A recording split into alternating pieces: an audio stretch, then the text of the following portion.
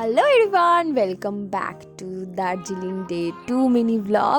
এটা ছিল ডে 2। আমরা ফার্স্টে সকালে টাইগার হিলস দেখে এসেছিলাম, বাট ওখানে কোনো ক্লিপ নেওয়া যায়নি, এত ঠান্ডা ছিল, ছেলেটাও ছিল, যার জন্য কোনো ক্লিপ নিতে পারিনি।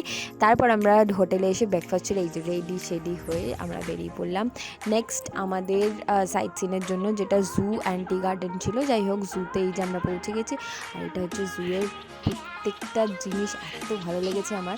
জুয়ের দিকে আমরা এগিয়ে যাচ্ছিলাম, আর এখানে সব থেকে বেশি আমার ভালো লেগেছে ফুল। প্রত্যেকটা বাড়িতে বলো, যেখানে হোটেলে বলো, সব জায়গাতে এত সুন্দর সুন্দর ফুল ছিল, মানে আমি তো কি করব বুঝতে পারছিলাম না, আমার দেখেই মন ভালো হয়ে যাচ্ছিলো। তারপরে এই জীবজন্তুর নাম আমি আর্ধেক বুঝতে পারছিলাম না। তারপরে বেটু তো এখানে মারাত্মক বদমাইশি করেছে। তারপরে আমরা না সামলাতে পেরে দাদু ঠাকুমার হাত ধরে দেখো দেখো কী করছে, দেখো। আর্ধেক জু আমরা ঘুরতেই পারিনি ওর জন্য। তারপরেই সে বায়না করেছিল ওই ঠান্ডার মধ্যে আইসক্রিমের, বাবা বাধ্য হয়ে ওকে একটা আইসক্রিম কিনে দিয়েছিল, যদিও বাবার আইসক্রিমটা আমি খেয়ে নিয়েছিলাম।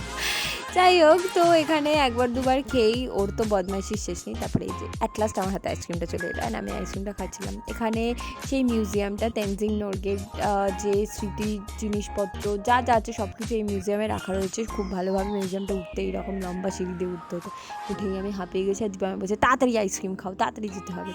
এতগুলো জীবজন্তুর মধ্যে একটাই আমি ক্যাপচার করতে পেরেছিলাম, এই রেড পান্ডাটাকে। আর আমার ছেলে এখানেও খুব বদমাইশি করছিল। তারপরে আমরা চলে গেলাম টি গার্ডেনে। টি গার্ডেনের সৌন্দর্য দেখে উফ, আমি তো পাগলই হয়ে যাচ্ছিলাম। আমি পুরো পাহাড়ের প্রেমে পড়ে গেছি, যদিও বা আমি ফার্স্ট টাইম পাহাড়ে গেছিলাম। এখানে দাঁড়িয়ে ফটো শ্যুট করে তারপরে আমরা ধীরে ধীরে হোটেলের দিকে রওনা দিলাম। চলো টাটা, চললাম হোটেলের দিকে। তারপর নেক্সট ব্লগে দেখা হচ্ছে নেক্সট কি করলাম।